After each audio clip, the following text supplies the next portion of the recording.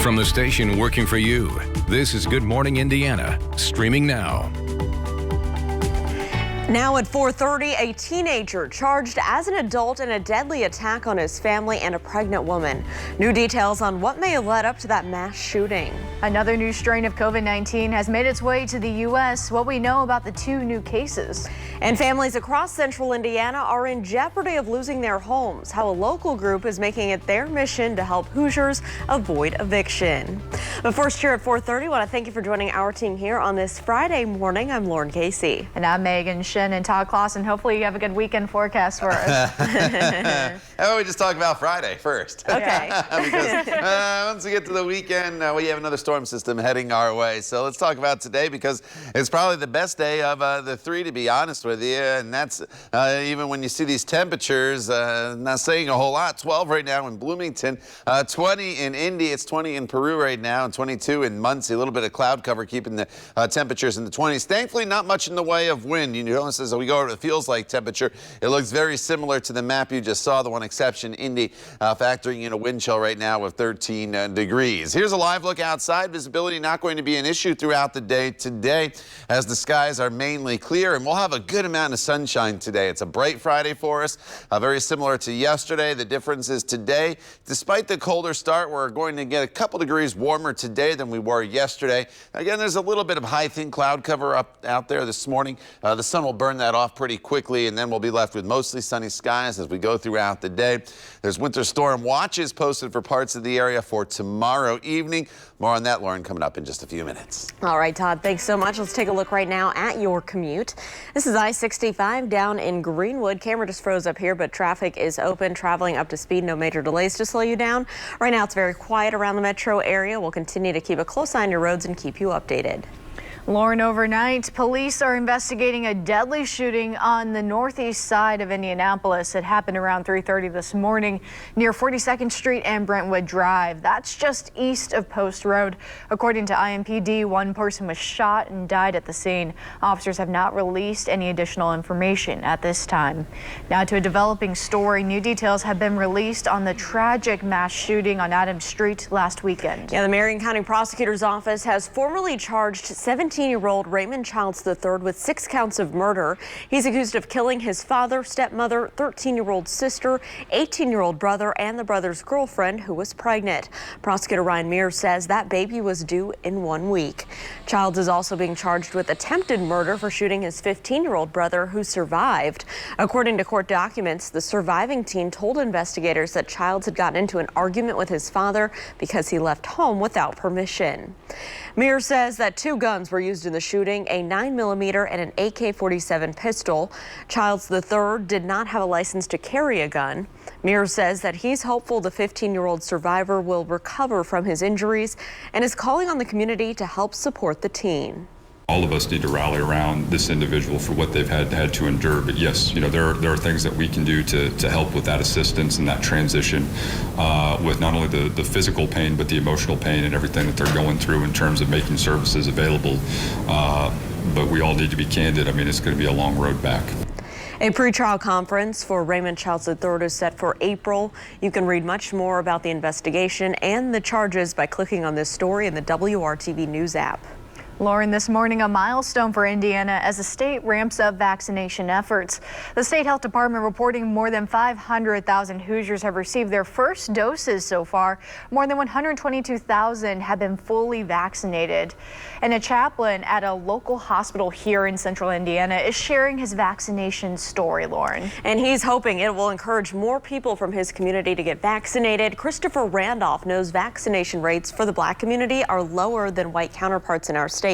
The state's vaccine dashboard shows just under 4% of all those vaccinated are African American. Christopher hopes people can work through their mistrust of the healthcare system and get the vaccine when it's made available to them.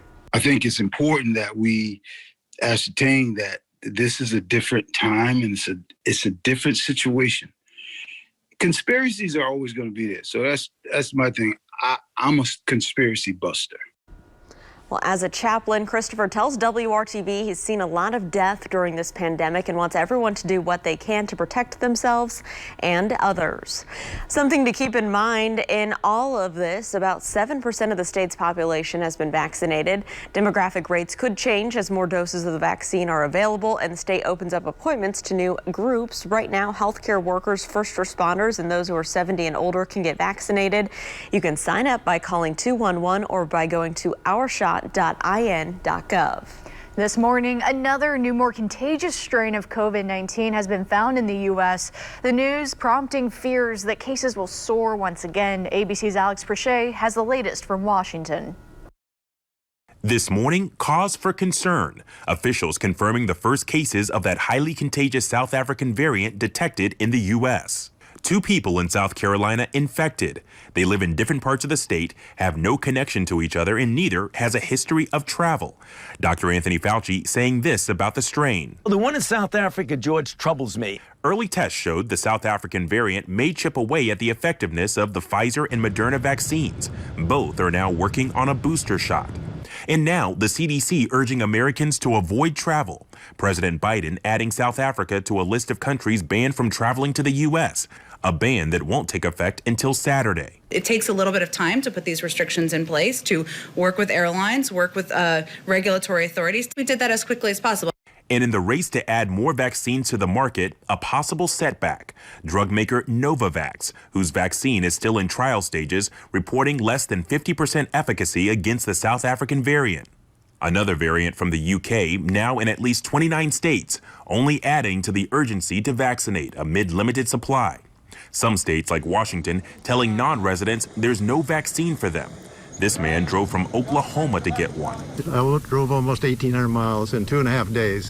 And this extraordinary scene in Oregon. County health workers stuck in a snowstorm managed to save 6 doses that were about to expire, setting up an impromptu clinic, going car to car administering shots to thankful drivers. It wouldn't have mattered if it was 6 doses or 1 or 200.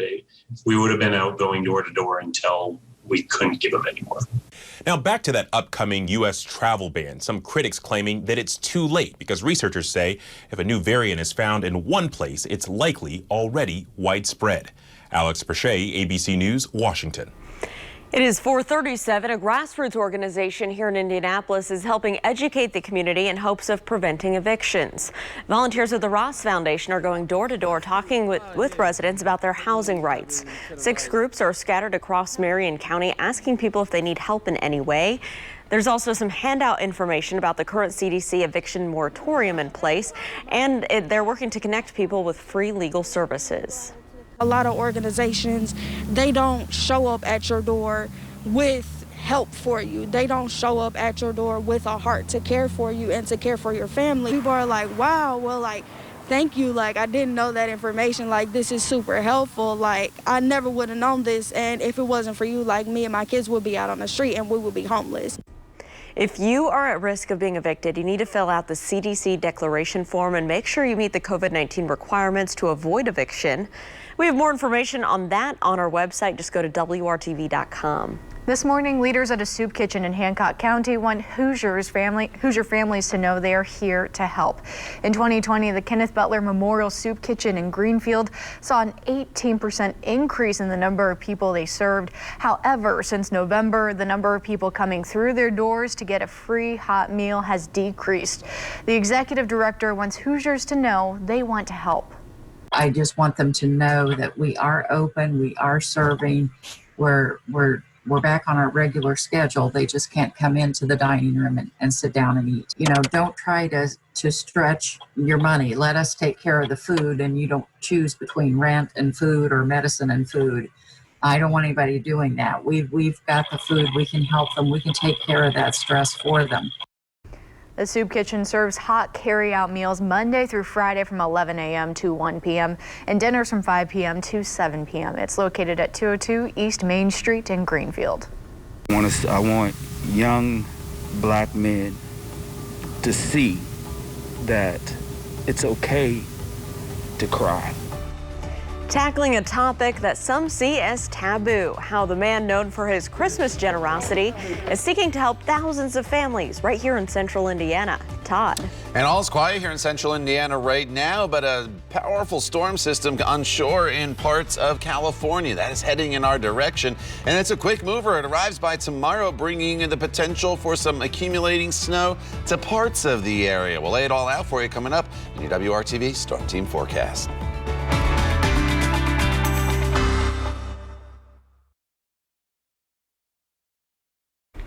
Welcome back. It is 4:43 on your Friday. Let's take a live look right now at your commute here at I-70 and Arlington Avenue. This is on the east side of town. Traffic is traveling smoothly. It's pretty quiet out that way. We'll keep you updated if there are any trouble spots you can avoid. So going above and beyond to serve you is the focus of the Jefferson Award for Multiplying Good. And this month, WRTV honors Amp Harris. That's right. Despite a global pandemic, Harris delivered on his promise. He organized his 16th annual Put a Smile on a Child's Face for Christmas toy drive in December. AMP partnered with the Indianapolis Motor Speedway to provide a venue where families could socially distance and pick up Christmas gifts for their children.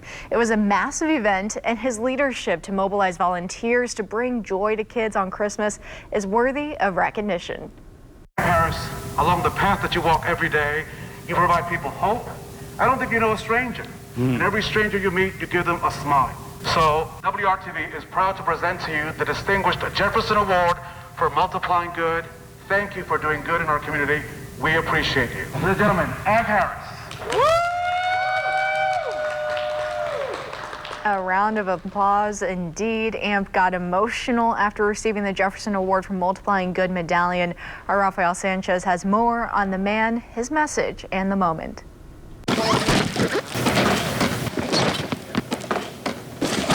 Amp Harris unloads his passion for people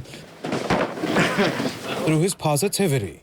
It's manifested in his annual toy drive, his foundation, and civic involvement. People tend to gravitate to someone's heart, and that's how I live. His mother, Geneva, is his heart. She's always told her kids, be a blessing to others and you will be blessed. Her inspiration set his path, in which humility and hope lead the way, especially his latest efforts to take on a taboo issue for many men, mental health. We got to get through that myth that showing vulnerability is a bad thing. AMP is creating a space online where talking about depression, anxiety, and stress are acceptable, safe, and supportive.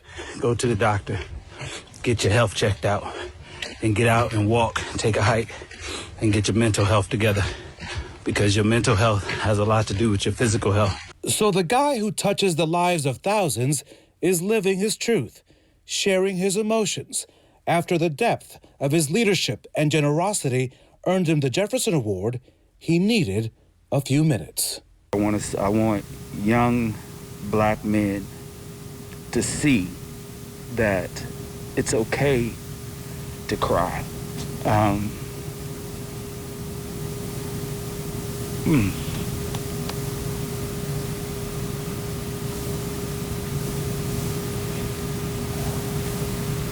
This is for my mother. If we don't realize that we are one, we're going to be divided and separated, and we're going to end up as none. The man worthy of the medallion is back on his mission. Remember, in 2021, you got to learn to be flexible and don't break. God bless. Peace. I admire his work in the community and vulnerability. Well, AMP is hoping his message will help men feel more comfortable talking about mental health. You can nominate someone who you think it was making a difference in the community for the Jefferson Award. Just go to our website, WRTV.com, and select the menu button, then click on Jefferson Awards. Time now is 4:47, and Todd, we're looking at some more chilly temperatures, aren't we? Yeah, we're locked in with these cool temperatures here for the foreseeable future. The big story, though, the weekend storm that's starting to come together. We've been telling you about this storm system and how it's going to be really, really sloppy, and it still is going to be pretty sloppy, but the finer details are coming into line a little more more in detail here for you. There's lots of moisture with it, and it's likely still going to be a rain-snow mixture with the heavy snow potential there for some of you, and that's in northern locations. And the National Weather Service issued a winter storm watch for those locations here this morning, which I'll show you in just a second. Skies right now are mainly clear across the area. 20 degrees, feels like 13 though in Indy. It is in the teens in Bloomington as well as Bedford with the clearer skies, a little more of a snowpack on the ground.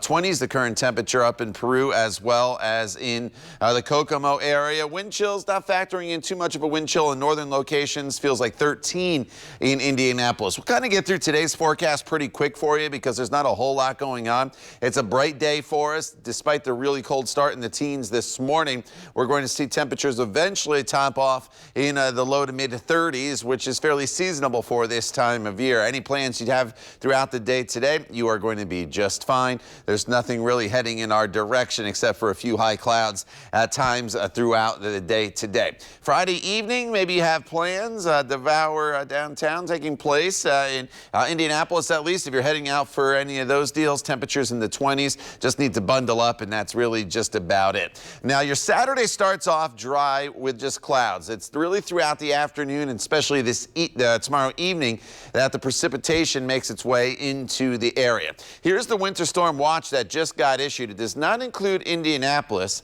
but it does include everywhere north of Indianapolis. What's going to happen is the National Weather Service tomorrow will break this down. Likely, I would expect winter storm warnings in northern locations. And even though we're not in the winter storm watch in Indianapolis, at least probably a winter weather advisory will get issued at some point either late tonight or tomorrow.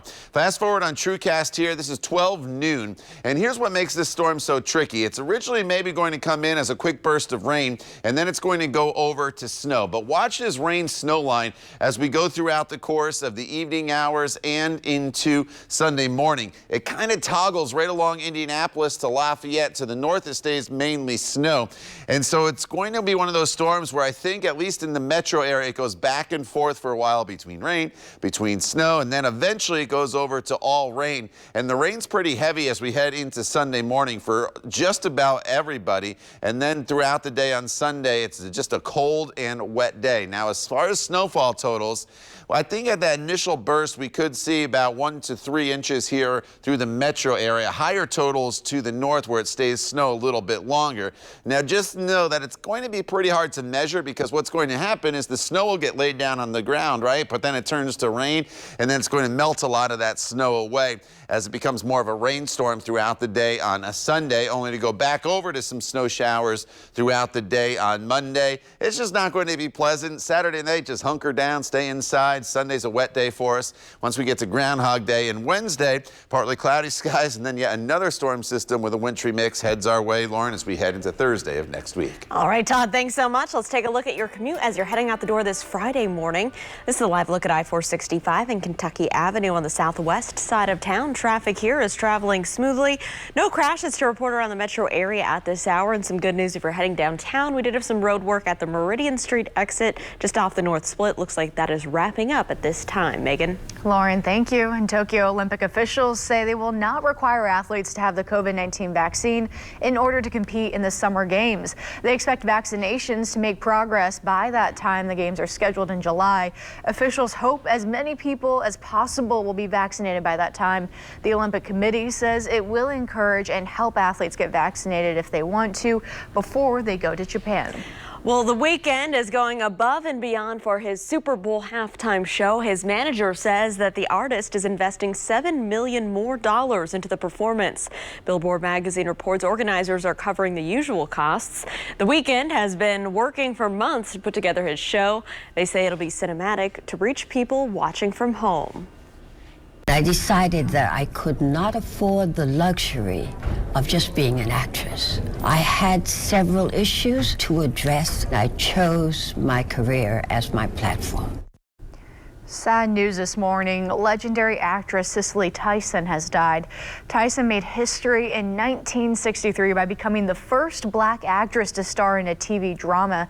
She was committed to showing the strength of black women and racial tolerance her entire life. She is likely most remembered for her role in the 1974 TV miniseries, The Autobiography of Miss Jane Pittman. Tyson continued to act well into her 90s, including on popular TV shows like How to Get Away with Murder. She inspired the careers of actresses across the country. Stars like Viola Davis, Oprah, and Tyler Perry posting heartfelt messages on social media mourning her death. Cicely Tyson was 96 years old. I'll be right back after this break.